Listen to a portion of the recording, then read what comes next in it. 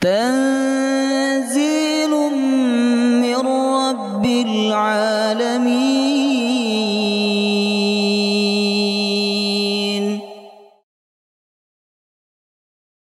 يا أيها الذين آمنوا إذا قيل لكم تفسحوا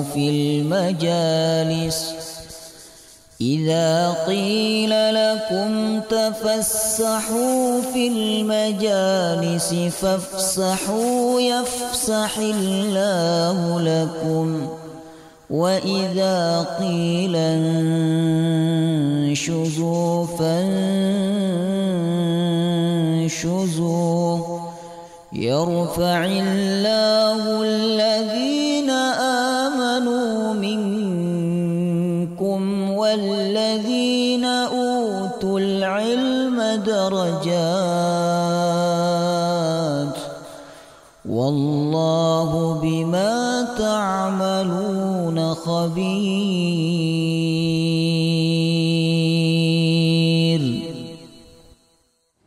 بسم الله الرحمن الرحيم.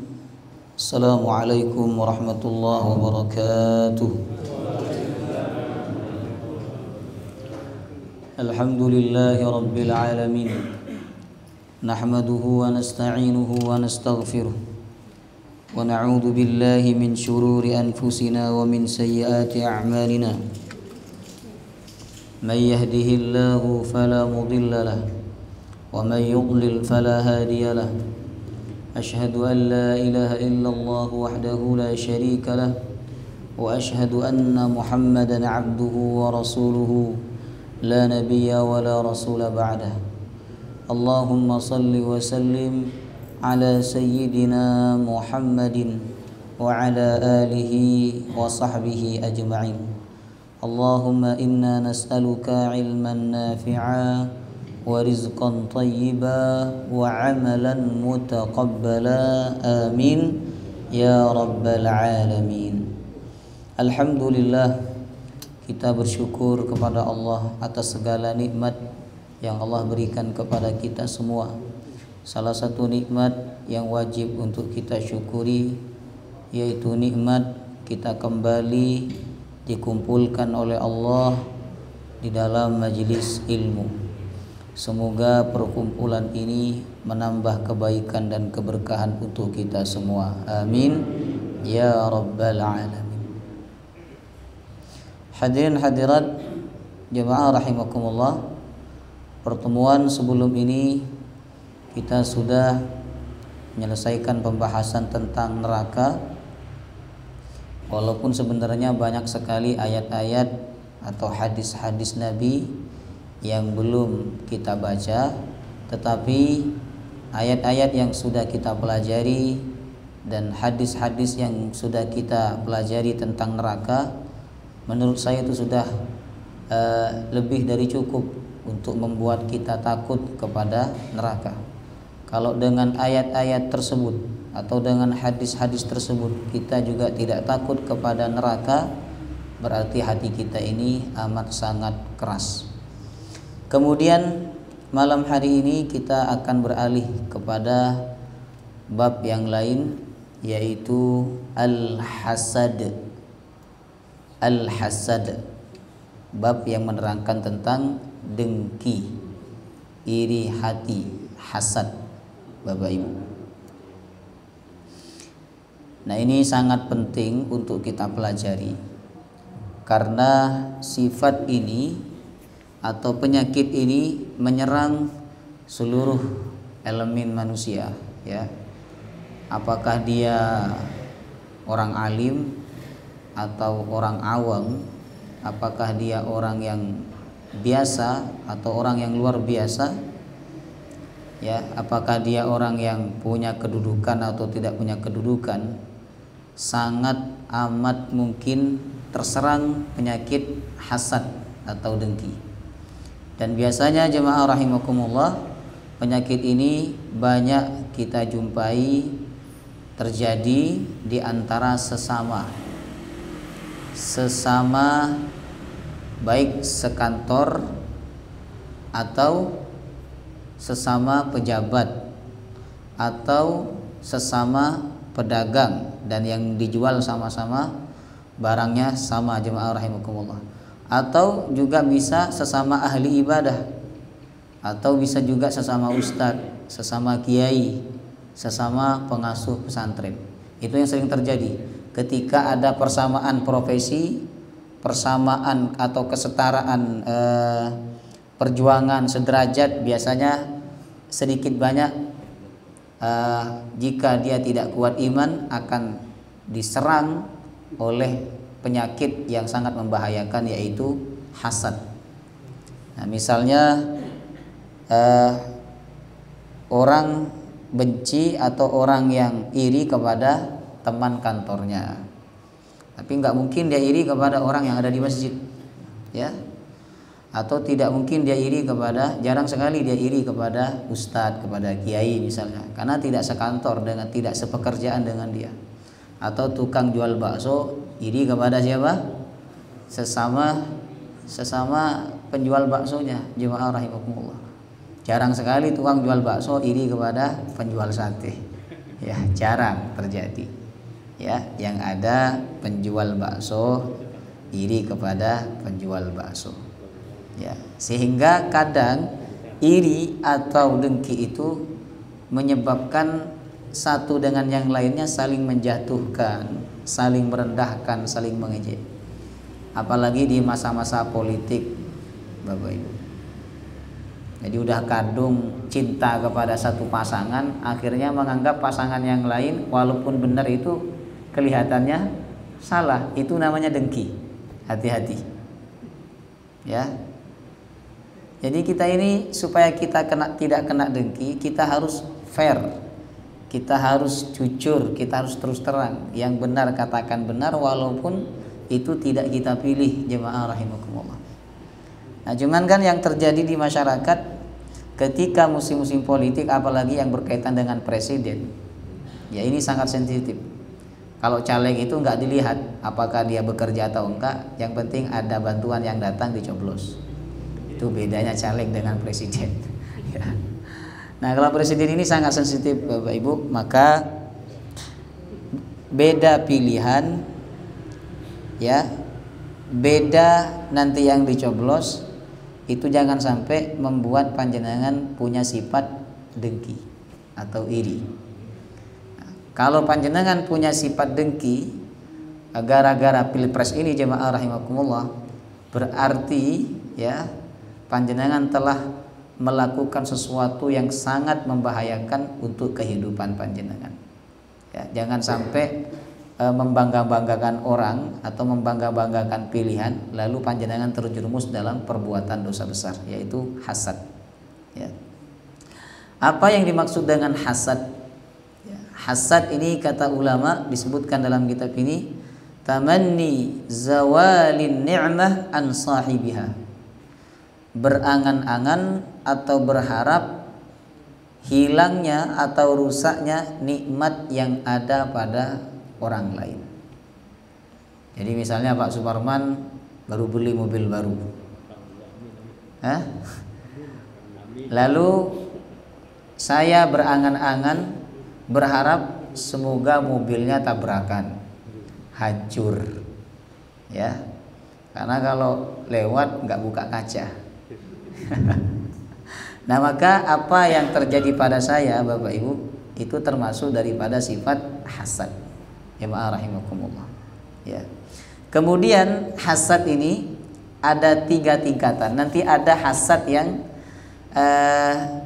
yang secara bahasa diperbolehkan, ya. Tingkatan yang pertama kata ulama, ayyuhibbal hasid zawalan ni'mah anil mahsud. Wa in kana dzalika la yantaqilu ilaihi wa hadza fi ghayatil khabath.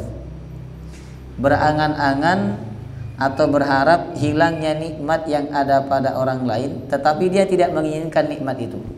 Misal, ya, saya berangan-angan supaya mobilnya Pak Suparman hilang, tapi saya tidak pengen punya mobil yang sama dengan Pak Suparman. Nah, ini termasuk sifat hasad yang paling tinggi, Jamaah rahimakumullah.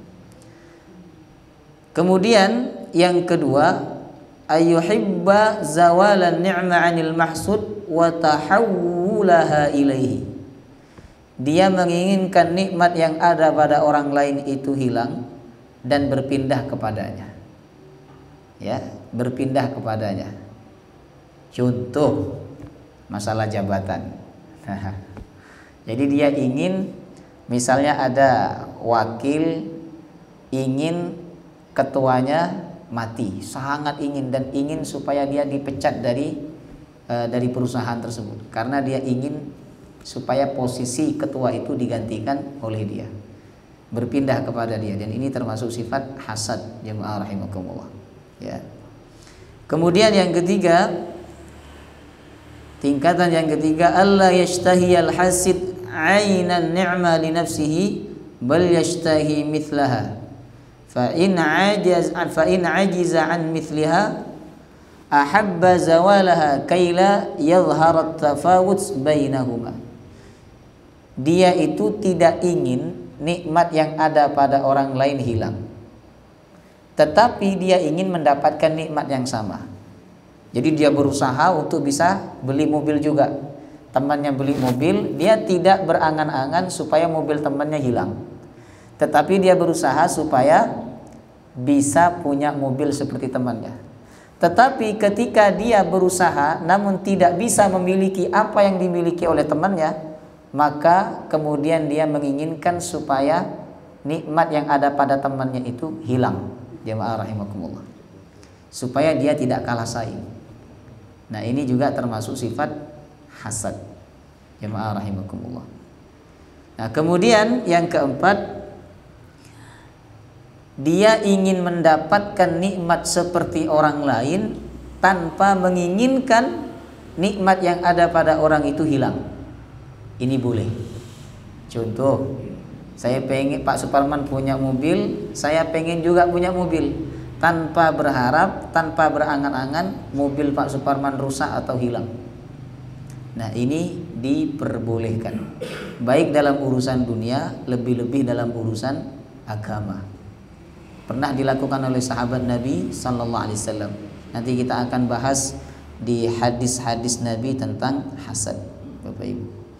Kemudian sifat hasad ini, sifat yang pertama muncul dalam sifat makhluk, yaitu iblis. Iblis dilaknat oleh Allah, iblis diusir oleh Allah dari surga gara-gara dia memiliki sifat hasad, dengki, iri kepada Nabi Adam alaihissalam. Saat disuruh sujud oleh Allah, ternyata iblis tidak mau sujud, ya, karena merasa dirinya lebih baik dibandingkan Nabi Adam alaihissalam. Ya, akhirnya Allah mengusir dan mengeluarkan iblis dari surga serta melaknatnya sampai hari kiamat. Maka sifat hasad ini sangat berbahaya, jamaah rahimakumullah. Ya, oleh karena itu kita harus banyak-banyak istighfar ketika hati kita mulai ditempati oleh sifat hasad. Banyak-banyak istighfar, astagfirullah, astagfirullah, astagfirullah. Kemudian kita lanjut ayat-ayat tentang dengki. Pertama, surah Al-Baqarah ayat 109. Al-Baqarah ayat berapa? 109. Allah berfirman, wadda katsirun min ahlil kitab law yaruddunakum min ba'di imanikum kuffara. Mayoritas ahlul kitab, baik Yahudi maupun Nasrani. Kalau disebut ahlul kitab oleh Al-Quran, berarti itu merujuk kepada Yahudi dan Nasrani. Kenapa mereka disebut ahlul kitab? Karena mereka itu mendapatkan kitab dari Allah, walaupun kitabnya dirubah oleh mereka. Yang Yahudi dikasih kitab Taurat, sedangkan Nasrani dikasih kitab Injil, tapi kemudian dirubah, ya, ditahrif, dilencengkan oleh mereka. Kebanyakan ahlul kitab, baik Yahudi maupun Nasrani, lau yaruddunakum min ba'di imanikum kufara. Mereka amat sangat ingin seandainya kalian seandainya mereka dapat mengembalikan kalian setelah iman kuffara, kepada kekafiran. Jadi keinginan ahlul kitab, terutama orang-orang Yahudi, Bapak Ibu, itu amat sangat ingin jika kita umat Islam ini menjadi orang yang murtad. Itu keinginan mereka, ya. Kenapa keinginan itu muncul di dalam hati mereka, ingin umat Islam menjadi umat yang murtad? Allah menyebutkan hasadam min indi anfusihim, karena ada sifat dengki di dalam diri mereka. Jadi bangsa yang disifati oleh Allah memiliki sifat dengki adalah bangsa Yahudi, orang-orang yang beragama Yahudi, jemaah, walaupun tidak semua, tetapi mayoritas di antara mereka hasadan min indi anfusihim, memiliki sifat dengki. Min ba'di ma tabayyana lahumul haq, setelah kebenaran jelas datang kepada mereka. Ini yang melatar belakangi mereka dengki kepada umat Islam, yaitu karena nabi yang terakhir bukan dari bangsa mereka, tetapi dari bangsa Arab. Mereka itu, ibu-ibu, bapak-bapak, sebenarnya tempat tinggalnya bukan di Madinah, ya. Mereka itu awalnya di Palestina. Ini sejarah harus jujur, ya. Jadi sebenarnya mereka itu tempat awalnya di Palestina. Karena kalau ngikuti kakek moyang mereka, mereka itu adalah umatnya Nabi Musa alaihissalam. Nah, waktu itu Nabi Musa diperintahkan oleh Allah untuk memerangi orang-orang zalim yang ada di Palestina. Karena memang dahulu umat yang dijadikan sebagai contoh itu Bani Israel. Ya, karena mereka tidak bisa dijadikan sebagai contoh, akhirnya diganti oleh Allah dengan umat Nabi Muhammad sallallahu alaihi wasallam. Nah, ketika mereka diperintahkan untuk memerangi orang-orang zalim yang ada di negeri Palestina, jemaah rahimakumullah, ternyata mereka tidak mau. Bahkan mereka berkata kepada Nabi Musa, "Idhhab anta wa rabbuka faqatila inna hahuna qa'idun." Wahai Musa, pergilah engkau bersama Tuhanmu, berperanglah kalian berdua menghadapi mereka. Inna hahuna qa'idun, kami duduk-duduk aja di sini. Itu kurang ajarnya Yahudi. Nabinya disuruh perang sendirian. Karena mereka memang takut, jemaah rahimahumullah. Itu salah satu karakter orang Yahudi, takut, pengecut. Mereka tidak berani face to face di lapangan begitu, perang menggunakan pedang atau sesama menggunakan tembak. Mereka beraninya dengan alat dari jarak jauh, ya.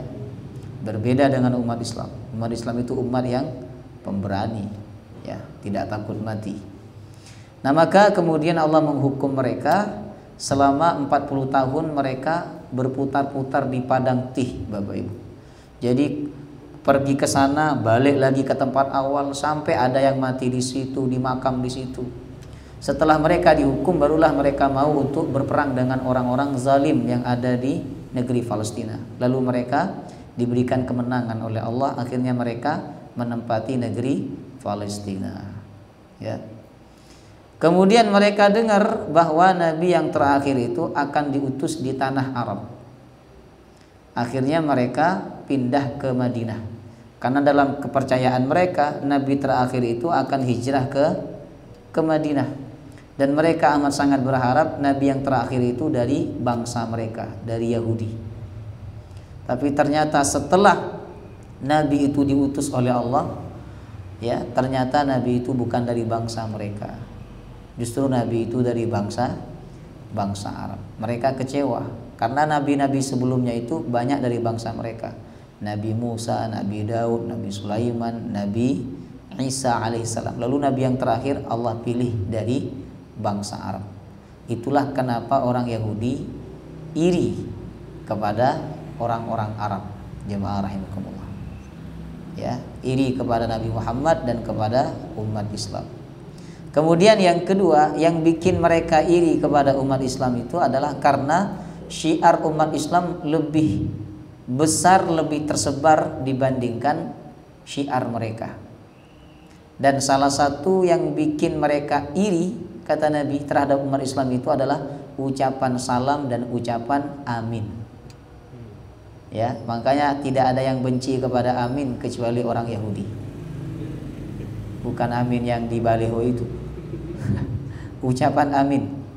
Kata Nabi, innal yahud qaumun hasad. Innal yahuda qaumu hasadin. Sesungguhnya Yahudi itu kaum yang memiliki sifat dengki. Wa innahum la yahsudunana ala syai'in kama yahsuduna ala salam wa ala amin. Dan mereka tidaklah paling iri kepada kita, kata Nabi, melebihi irinya mereka kepada kita atas ucapan salam dan ucapan amin. Makanya kita ini harus banyak menebarkan ucapan salam, jamaah rahimakumullah. Karena itu yang paling membuat orang Yahudi iri. Walaupun kita tidak tinggal bersama mereka. Nabi memerintahkan sahabatnya untuk banyak ucap salam karena memang saat itu Nabi di Madinah bersama orang-orang Yahudi. Lalu ketika mengucapkan kata amin, terutama di dalam sholat ya, itu diusahakan diucap dengan suara yang keras. Amin, jangan amin, kurang mantap. Amin, tapi jangan dipolitisasi. Amin gitu. Ya, kemarin debat presiden itu nggak ada baca doa, hanya mengheningkan cipta. Ya, takut diaminkan. Baik, ya. Tapi siapapun yang terpilih sudahlah yakin itu sudah kehendak Allah. Qulillahumma malikal mulki tu'til mulka man tasya wa tanzi'ul mulka mimman tasya. Allah yang memegang kekuasaan.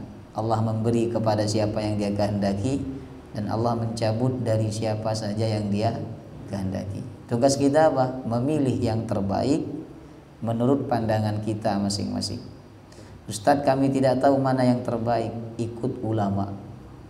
Ulama mana yang diikuti? Soalnya semua punya ulama.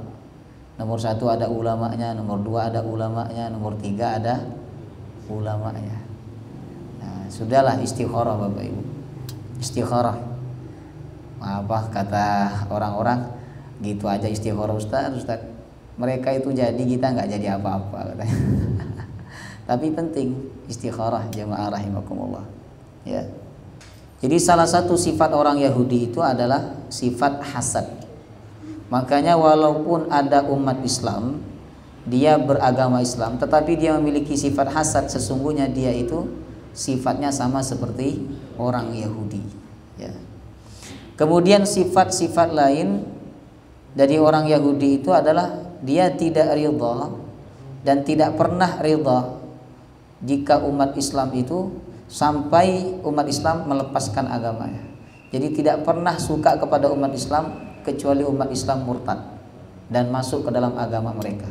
Ini Allah sebutkan dalam surah Al-Baqarah 120. Walan tarda ankal yahudu walan nasara hatta tattabi'a millatahum. Orang Yahudi dan Nasrani itu tidak akan pernah ridha kepada kalian wahai umat Islam hatta tattabi'a millatahum, sampai kalian mengikuti agama mereka. Tapi di Indonesia Ustadz, sepertinya Nasrani itu baik-baik saja kepada umat Islam. Iya, di sini. Karena mereka di sini minoritas. Coba kita lihat negara-negara yang umat Islam di situ minoritas. Apa yang dilakukan oleh mereka kepada umat Islam? Tidak boleh membangun masjid. Bahkan seperti umat Islam di India, Bapak Ibu, itu betul-betul ditindas oleh mereka. Ya, kita aja merasa di sini umat non Muslim baik sama kita. Itu karena mereka minoritas. Justru yang baik itu sebenarnya adalah umat Islam. Jamaah rahimakumullah.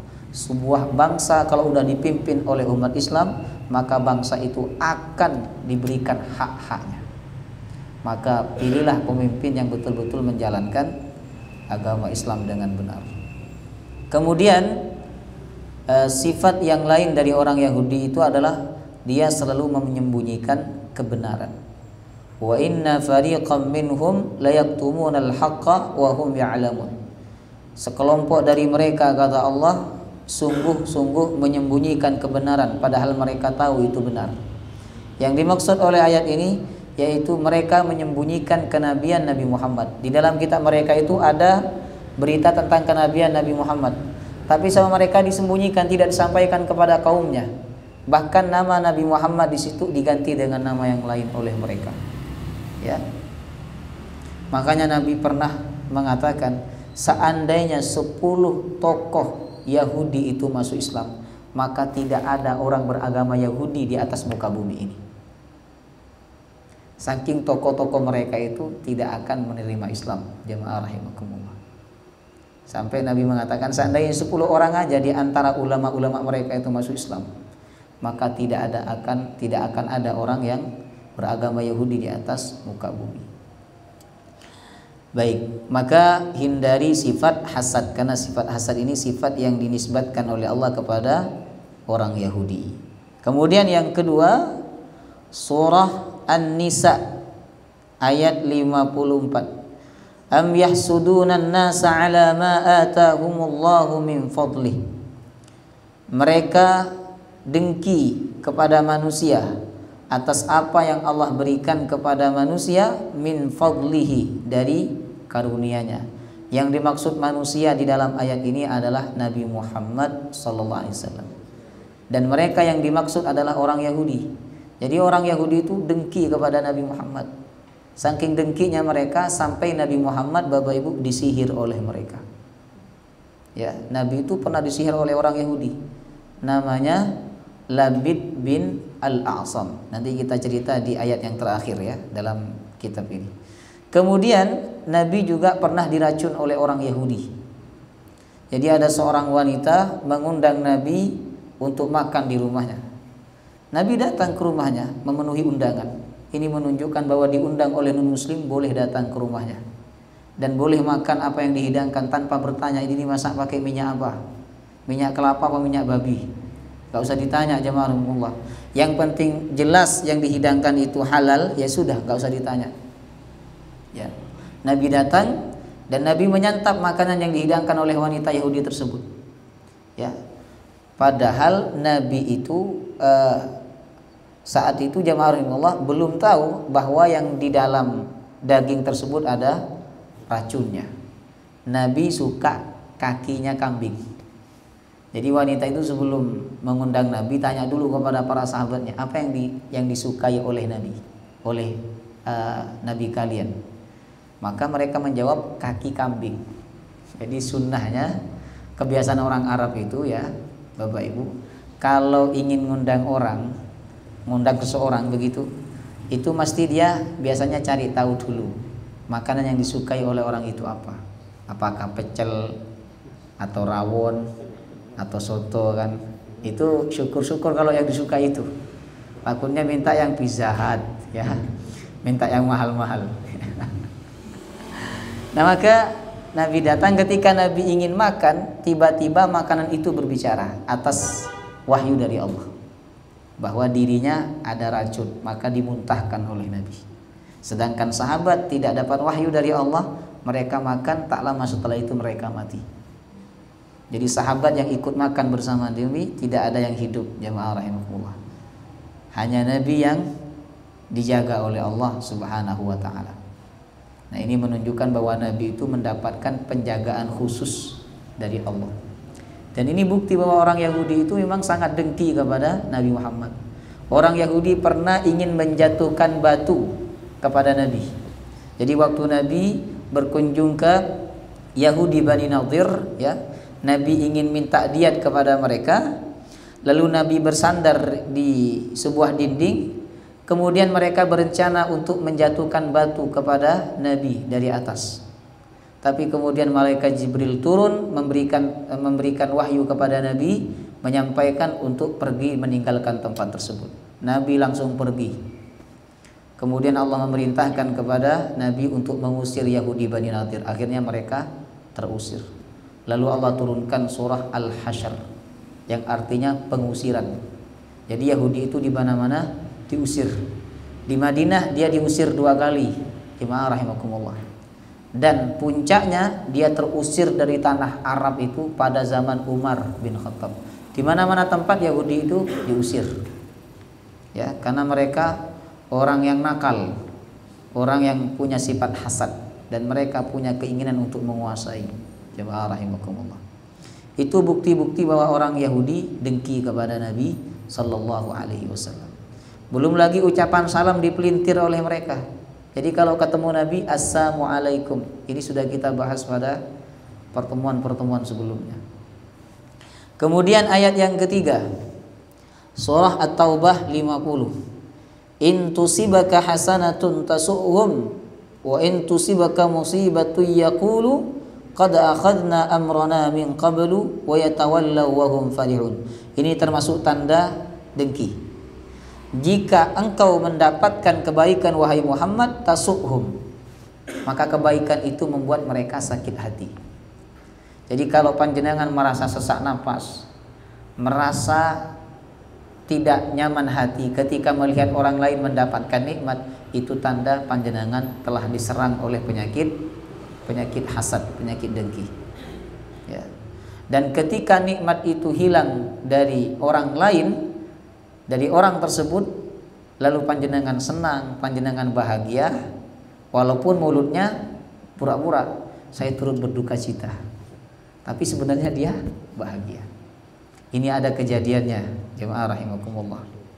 Jadi seorang laki-laki memiliki istri dan istrinya cantik.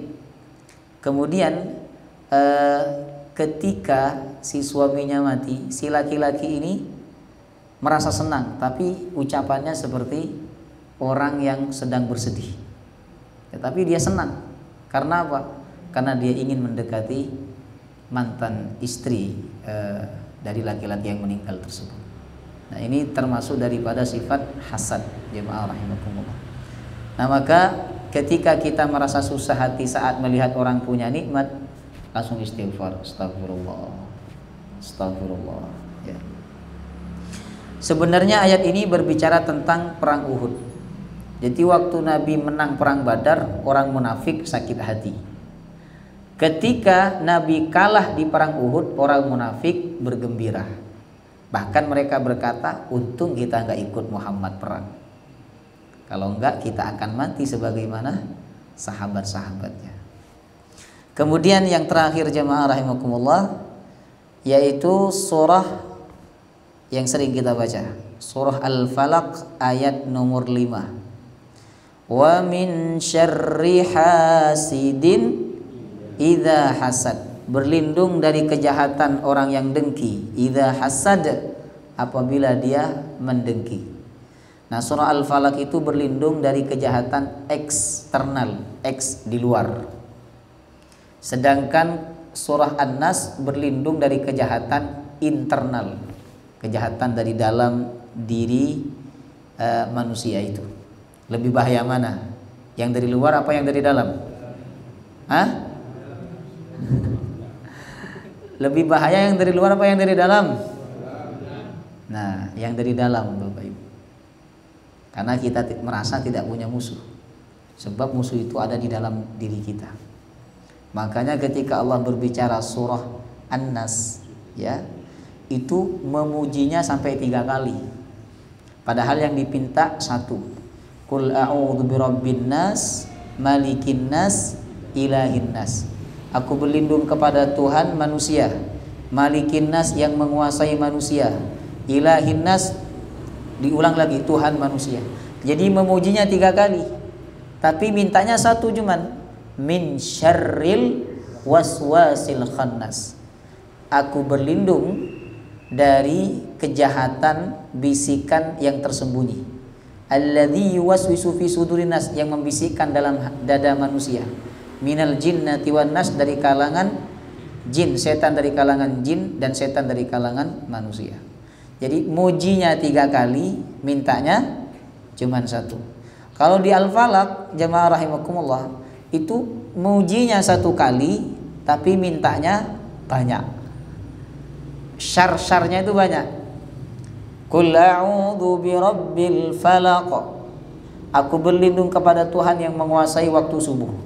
Setelah itu tidak muji lagi, langsung minta min syarri ma khalaq 1, wa min syarri ghasiqin idza waqab 2, wa min syarrin nafatsati fil 'uqad 3, wa min syarri hasidin idza hasad 4. Jadi mintanya 4, mujinya 1. Biasanya kan kalau mintanya banyak, mujinya banyak apa sedikit?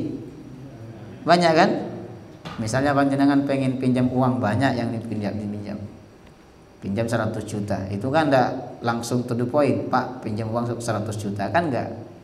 Ada mukaddimahnya. Mukaddimahnya apa? Mukaddimahnya panjenengan ditraktir dulu, disenangkan dulu, kemudian dipuji-puji. Masya Allah, antum ini orang soleh. Saya bersyukur kepada Allah punya teman seperti antum. Wa ta'awanu 'alal birri wat taqwa. Baca ayat Quran lagi. Kemudian hati-hati kalau orang banyak memuji, itu dapat satu hari datang lagi pinjam uang. Dan yang dipinjam enggak sedikit, Bapak Ibu. Nah, yang ketawa itu mesti pengalaman ya. Pengalaman minjem atau pengalaman dipinjem ya. Nah, jadi pada umumnya ketika orang banyak memuji itu biasanya yang diminta banyak. Tapi ketika surah Al-Falaq dan An-Nas ya, Allah sebutkan An-Nas mintanya 1 tapi mujinya 3. Sedangkan Al-Falaq mintanya 4, mujinya hanya 1. Kenapa? Karena di Al-Falaq itu walaupun mintanya banyak tapi sedikit kecil, Bapak Ibu. Kecil. Min syarr, semua di luar kendali kita kan kecil. Tidak membahayakan nasib kita di akhirat. Kalau ada orang jelek kepada kita, tidak membahayakan. Pertama kan minta min syarri ma khalaq, berlindung kepada Allah dari kejahatan seluruh makhluknya. Karena setiap makhluk itu ada kejahatannya masing-masing. Istri panjenengan ada enggak kejahatannya? Ada enggak buatan? Ada.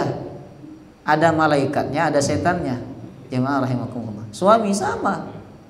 Jadi binatang juga memiliki sisi kejahatan. Maka berlindung kepada Allah dari min syarri ma khalaq. Yang kedua, berlindung wa min syarri ghasiqin idza waqab, berlindung dari bulan. Loh, kok berlindung dari bulan? Kenapa?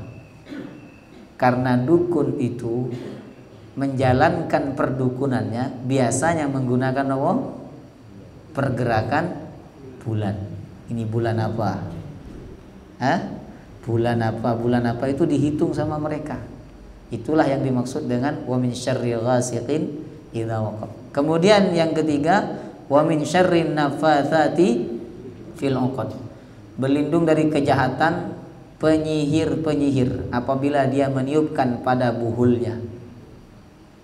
Nah, penyihir di situ disebut oleh Allah dengan jamak muannas salim. Jamak artinya banyak, muannas perempuan. Nafatsat, karena memang dahulu dukun-dukun itu banyak perempuan. Zaman dulu itu ahli sihir mau dukun-dukun itu banyak dari kalangan perempuan. Saya nggak tahu kenapa kok banyak perempuan jadi dukun. Termasuk sekarang ya banyak juga jadi dukun, tapi dukun anak. Kemudian yang terakhir, wa min syarri hasidin idza hasad, berlindung dari orang yang dengki apabila dia mendengki.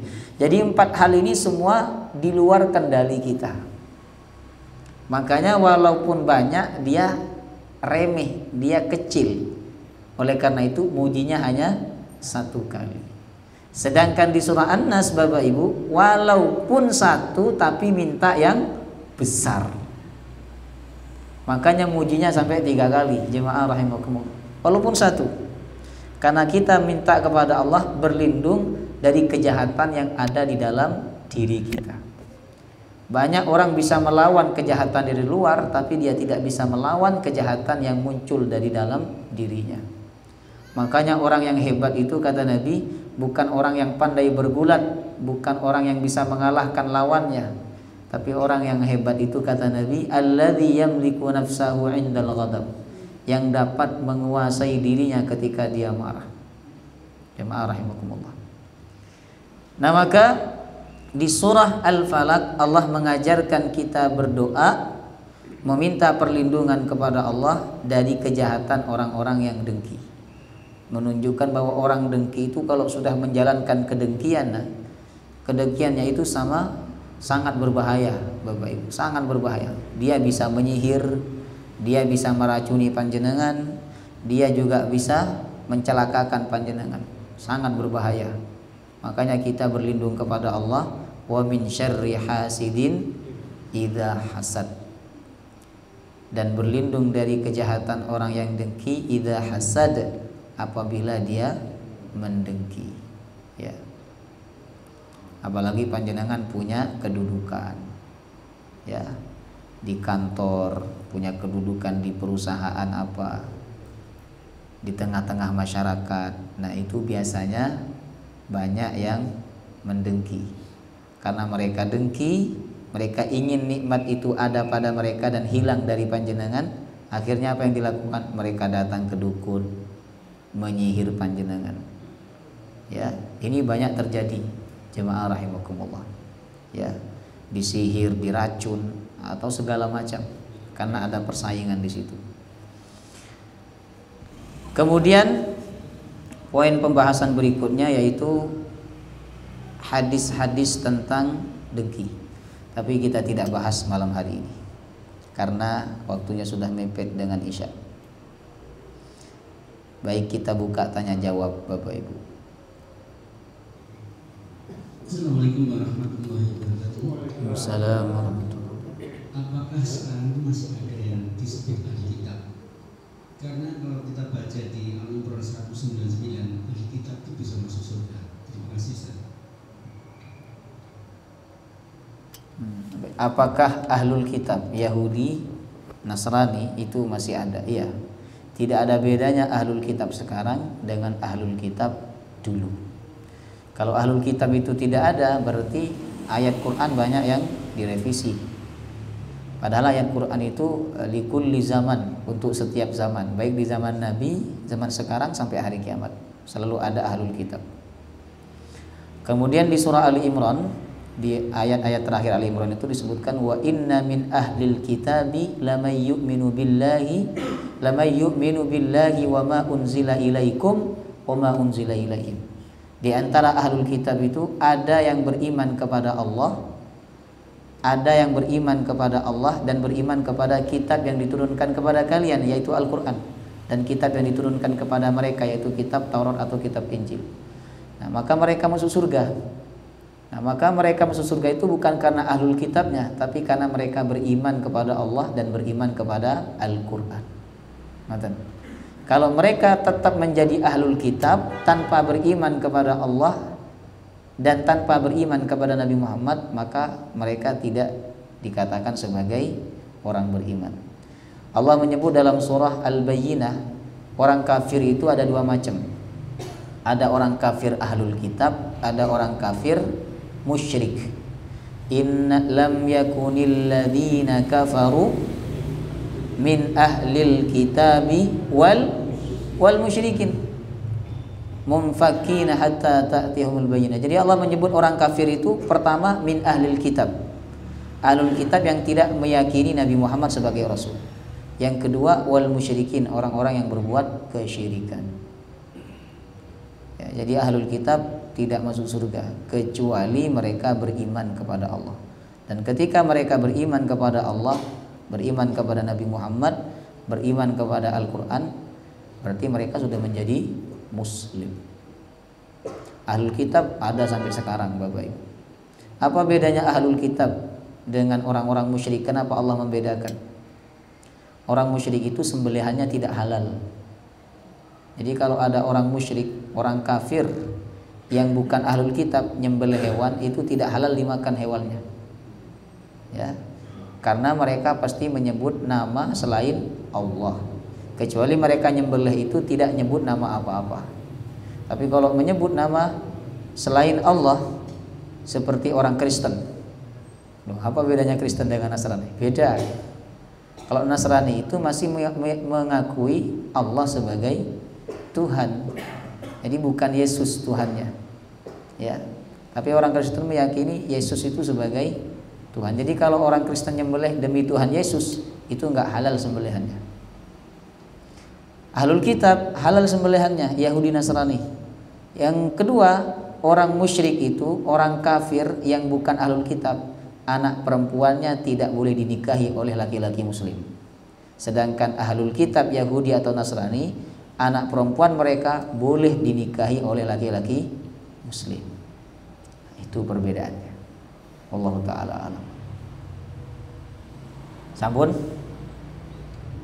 Yang lain, monggo Bapak Ibu. Dari ibu-ibu mungkin ada pertanyaan. Monggo Pak Mundri. Ustaz, saya ini kok agak rancu ya. Apa bedanya orang Yahudi dengan orang Israel, Bani Israel? Dan ternyata orang Yahudi ini menurut sejarah kan menyebar di seluruh dunia. Ada yang ke Amerika, juga ada yang Rusia dan sebagainya. Nah, apa benar memang orang yang Yahudi ini diberi kelebihan oleh Allah Subhanahu Wa Taala? Contohnya ya memang seperti Albert Einstein, kan ilmuwan-ilmuwan yang top dulu itu memang dari bangsa Yahudi atau orang Yahudi. Nah, mungkin ada hikmah apa Allah menciptakan orang Yahudi ini mempunyai kelebihan? Itu Ustaz. Terima kasih. Beda Yahudi dengan Israel. Kalau Israel itu nama suku. Jadi bangsa yang dinisbatkan kepada Nabi Yakub, Bani Israel. Ya. Israel itu kan nama lain dari Nabi Yakub. Nabi Yakub punya anak namanya Nabi Ibrahim, punya anak Nabi Ismail dan Nabi Ishak. Nabi Ishak punya anak namanya Nabi Yakub. Ya. Yakub punya anak dengan istri pertama 10. Ya. Dengan istri yang kedua punya 2 anak, Bunyamin dan Nabi Yusuf. 12 anak Nabi Yakub itu ya disebut dengan Bani Yakub. Karena Yakub ini nama panggilannya juga Israel, maka mereka menisbatkan 12 orang itu dengan Bani Israel. Jadi ya Yahudi itu ada 12 suku. Jemaah rahimakumullah. Waktu Nabi Musa diperintahkan oleh Allah untuk membelah lautan, itu lautan terbelah 12 jalan. Supaya masing-masing suku itu tidak berebut. Jadi suku A ada jalan tersendiri, ya.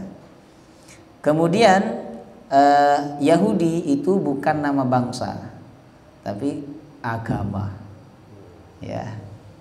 Yahudi itu agamanya. Yang jelas kalau Allah menyebut Yahudi dalam Quran itu konotasinya jelek, ya. Tapi kalau Allah menyebut Bani Israel itu tidak semuanya disebut dengan penyebutan yang jelek oleh Allah tentang mereka. Ada yang disebut dengan baik tentang mereka, ya. Tapi kalau sudah Yahudi itu konotasinya semuanya jelek, Bapak Ibu. Yahudi Bani Israel itu memang diberikan kelebihan. Allah menyebutkan dalam surah Al-Baqarah, wa laqad faddalnahum 'alal 'alamin. Kami telah mengutamakan kalian atas umat seluruh alam.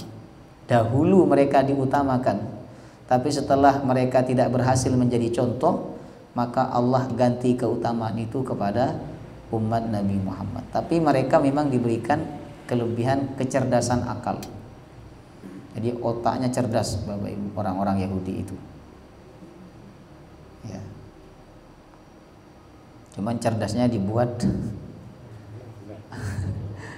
untuk kejelekan. Makanya orang yang paling dimurkai oleh Allah itu orang Yahudi. Kenapa? Mereka itu berilmu tapi tidak mengamalkan ilmunya. Allah sampai sebut dalam surah Al-Fatihah, ghairil maghdubi alaihim waladhdallin. Bukan jalan orang yang dimurkai, yaitu orang Yahudi. Kenapa dia dimurkai? Berilmu, cerdas, tapi kecerdasannya itu tidak dia amalkan, bahkan dia gunakan untuk menyimpang dari jalan Allah. Bayangkan, saking cerdasnya mereka sampai nabinya dilawan, dibantah oleh mereka. Saking cerdasnya mereka sampai kitab Allah pun dirubah oleh mereka, Bapak Ibu. Sudah cukup ya. Insya Allah kita lanjut pertemuan berikutnya, hadis-hadis tentang hasad sekaligus kisah orang-orang yang selamat dan orang-orang yang terserang penyakit hasad. Mari sama-sama kita tutup dengan pembacaan doa kafaratul majlis. Subhanakallahumma wa bihamdika Asyhadu an la ilaha illa anta astaghfiruka wa atubu ilaik. Wassalamualaikum warahmatullahi wabarakatuh.